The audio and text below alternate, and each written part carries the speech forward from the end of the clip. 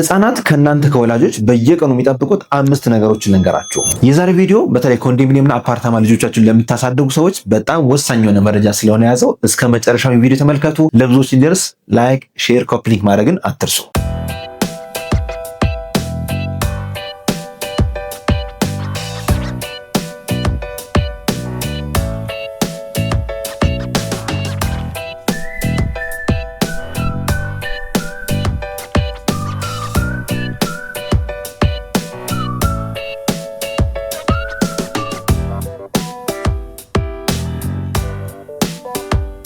በነገራችን ላይ የህፃናት አይምሮ 80% 3 ዓመት ላይ ተሰርቶ እንደሚያበቃ ታውቃላችሁ? አዎ። በመጀመሪያዎቹ 3 ዓመት የምንሰራቸው ማንኛውም ነገሮች ወይም ኢንቨስት የምናደርጋቸው ማንኛውም ነገሮች በአጭር ጊዜ ውስጥ እጥፍ ድርብ ሆኖ ልጃችን ላይ የምናየው ይሆናል። ወላጆች ብዙ ጊዜ ኢንቨስት የሚያደርጉት በህፃናት ምግብ፣ ልብስና የትምህርት ቤት ወጪዎች ላይ ነው። ሆኖም ግን ከዛ ይልቅ በደንብ ኢንቨስት ማድረግ ያለባችሁና ህፃን ሁሌ ጊዜ ከእናንተ የሚጠብቁት 5 ነገሮች አሉ። እነዚህ 5 ነገሮች ልንገራችሁ። አንደኛው ኳሊቲ ታይም ይባላል። ኳሊቲ ታይም ማለት ንጹህ የሆነ ከልጆች ጋር ብቻ የምታሳልፉት ከፍተኛ የሆነ ኢንተራክሽን ያለው ጊዜ ማለት ነው። በእነዚህ ጊዜ ህፃናት አይምሯቸው ይዳብራል። ያ ኳሊቲ ታይም 3 ዋና ዋና ሰዓት ላይ ማድረግ ይኖርባቸዋል። አንደኛው ከእንቅልፋቸው ሲነቁ ይባላል። ልክ ከእንቅልፋቸው ሲነቁ ዓለም ለነሱ አዲስ ናትና አቅፋችሁ እየሳማችሁ ነቃ እንኳን ደህና መጣ እያላችሁ የሆነ የፈገግታ ስሜት እያሳያችሁ በደንብ ኢንከሬጅ ብታደርጓቸው ቀናቸው ብሩህ ይሆናል። ሁለተኛው ደግሞ ከትምህርት ቤት ሲመለሱ ወይም ከእናንተ ረጅም ሰዓት ተለይተው ሲመለሱ በዛ ሰዓት በደንብ እቅፍ አድርጋችሁ በደንብ ማውራት ይኖርባቸዋል። ከዚህ በተጨማሪ ደግሞ እናንተም ከስራ ስትመለሱ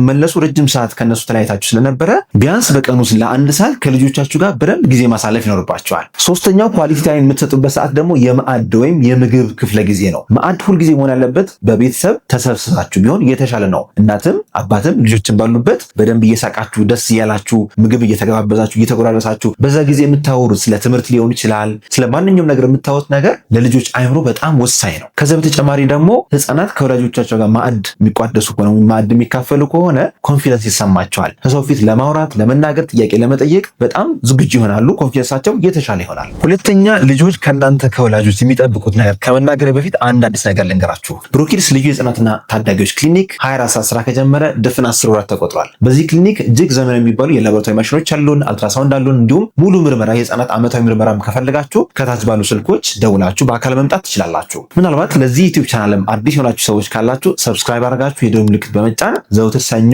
ሮብና ዓርብ የምንለቀውን አዳዲስ መረጃዎች እንድታገኙ ማድረግ ትችላላችሁ። ሁለተኛውም ነግራችሁ በጣም ወሳኝ ነገር ደግሞ ልጆቻችሁ ተፈጥሮን እንዲጎበኙ ተፈጥሮን እንዲያዩ ፍቀዱላቸው። በተለይ አሁን አፓርታማ ኮንዶሚኒየም ልጆቻችሁ የምታሳድጉ ሰዎች እባካችሁ ወጣ እያላችሁ ተፈጥሮን አሳያቸው። የሃይማኖት ቦታ በመሄድ ሊሆን ይችላል፣ ተራራ በመውጣት ሊሆን ይችላል። አሁን ሃይኪንግ የምትባል አንድ ስታይል ነገር አለች አይደለ? ለወጣቶች ብዙ ጊዜ የሚሰራው ለህፃናት ምን ይሰራል? አዳዲስ ቦታዎችን ኤክስፕሎር እንዲያደርጉ ከኮንፈርት ዞናቸው ወጣ ብላችሁ አዳዲስ ቦታዎችን ማዛወር ይኖርባቸዋል። በነገራችን ላይ ህፃናት ከ3 ወር ጀምሮ አካባቢያቸውን ወይም ተፈጥሯዊ ነገሮችን እየሄዱ መንካት አለባቸው።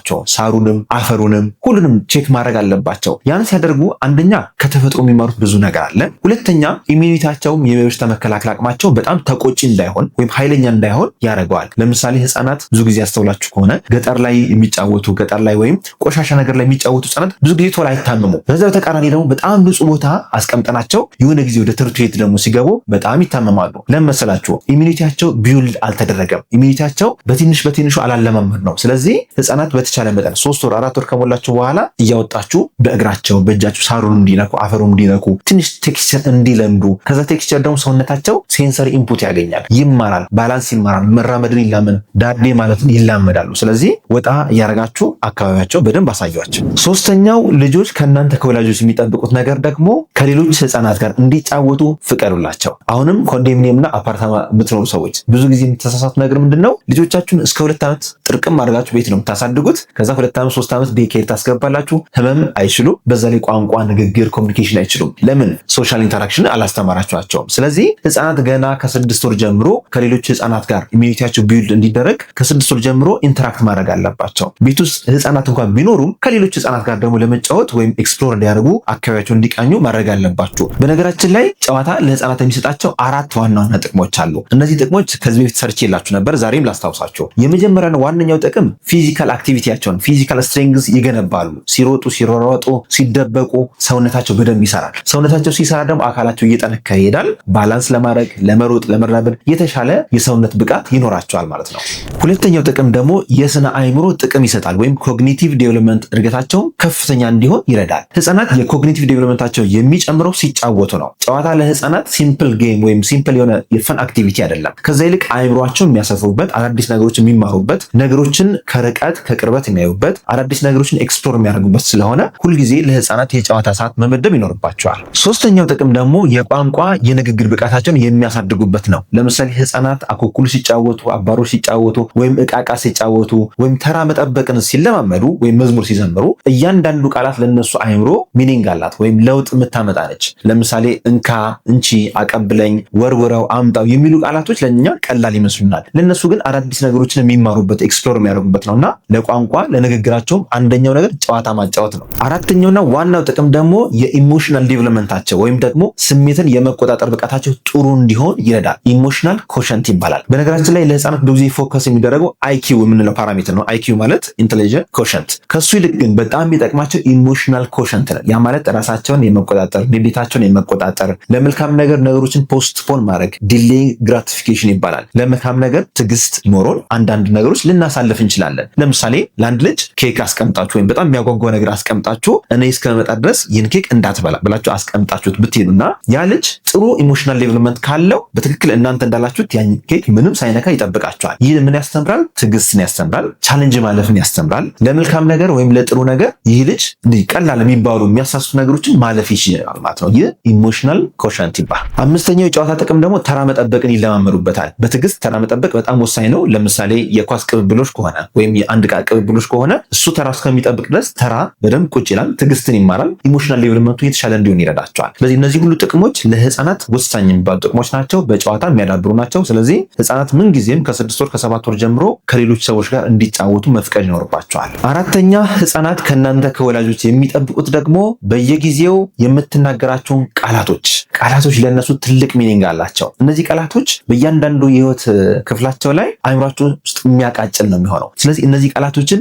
በምን እንከፋፍላቸው የሚለውን እንገራችሁ። አንደኛው የፍቅር ቃላትን በደንብ መጠቀም። ሁሌ እወድሻለሁ፣ እወድሃለሁ፣ በጣም ነው የምወድህ፣ እኔ ያንተ ወላጅ ስለሆንኩ በጣም ደስተኛ ነኝ ብላችሁ ስትነግሯቸው ደስ ይላቸዋል። ይህ ደግሞ ለረጅም ጊዜ አእምሯቸው ውስጥ ቁጭ ብሎ የሚያደርገው። ስለዚህ መወደድን ወይም ሰው ይወደኛል፣ ሰው ይፈልገኛል የሚል የተፈላጊነት ስሜት ይኖራቸዋል። ሳይወደዱ ወይም ደግሞ ሁልጊዜ እየተቆጣን የምናሳደጋቸው ከሆነ ግን የመወደድ ስሜት አይሰማቸውም።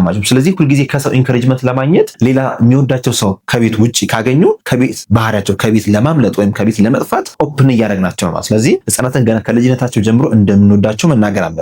ሁለተኛው ቃል ደግሞ በእኛ ጥበቃ ስር እንዳሉ ሴፍቲ እንዲሰማቸው መናገር። ሁሌም ከጎን ነኝ፣ እኔ ያለሁልሽ፣ እኔ እያለሁ ምንም አትሆንም የሚሉ ቃላቶችን የሴፍቲ ቃላቶችን መጠቀም ይኖርባቸዋል። ሶስተኛ ደግሞ ኮንፊደንስ የሚያዳብሩ ቃላቶችን መጠቀም።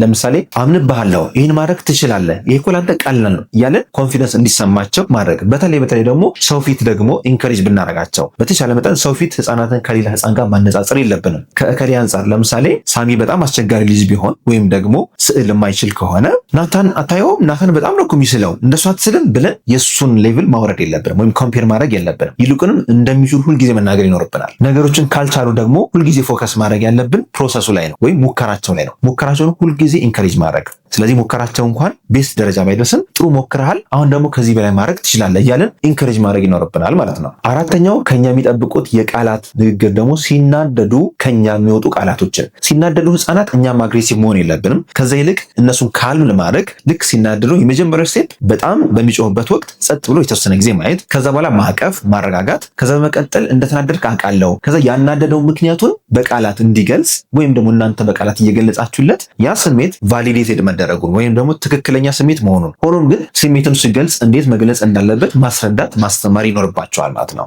አምስተኛው ህፃናት ከወላጆች የሚጠብቁት ነገር ደግሞ ሁልጊዜ ኢንካሬጅመንት ብቻ አይደለም። ስህተትን ሲሰሩ ስህተትን ስህተት ነው ብለን በትክክል መናገር አለብን። ስህተት ያልሆነውን ደግሞ ይህ ትክክል ነው፣ ስህተቱ ደግሞ ስህተት ነው፣ ስህተትን ግን ስታረም በዚህ መልኩ ብላችሁ ስህተታቸውን መናገር ይኖርባቸዋል። ሁልጊዜ ደግሞ አንበሳ ሁልጊዜ አንደኛ የምንላቸው ከሆነ በአንድ በኩል ሁልጊዜ እንደሚችሉ ይሰማቸውና ሲሳሳቱ ከስህተታቸው መማርን ያቆማሉ። ስለዚህ የሚያደርጉት ነገር በሙሉ ትክክል አለመሆኑን፣ ስህተት ተፈጥሯዊ መሆኑን፣ ሰዎች ከስህተት እንደሚማሩ ደግሞ ከወላጆች ማስረዳት ይጠበቃል ማለት ነው። ስለዚህ እነዚህ አምስቱ ዋና ዋና ነገሮች ሁልጊዜ ህፃናት ከእናንተ የሚጠብቁት ነገሮች ናቸው። እነዚህን ካደረጋችሁ የህፃናት አይምሯቸው እያደገ ይሄዳል። ከዛ በተጨማሪ ኮንፊደንስ፣ ስማርት እና ጠንካራ ልጆችን ማሳደግ ትችላላችሁ ማለት ነው። ለዛሬ ያለኝ መረጃ ይህን ይመስላል። መረጃውን ከወዳችሁት ላይክ አድርጉ። ጥያቄ ካላችሁ ኮሜንት ላይ አስፍሩልን። ምናልባት ለዚህ ዩቲዩብ ቻናል አዲስ የሆናችሁ ሰዎች ካላችሁ ሰብስክራይብ በማድረግ የደወል ምልክቱን በመጫን ቤተሰብ እንድትሆኑ ተጋብዛችኋል። ዶክተር ፋሲል ነኝ፣ የህፃናት ስፔሻሊስት ሐኪም ከብሩክ ኪድስ ልዩ የህፃናትና ታዳጊዎች ክሊኒክ። መልካም ጊዜ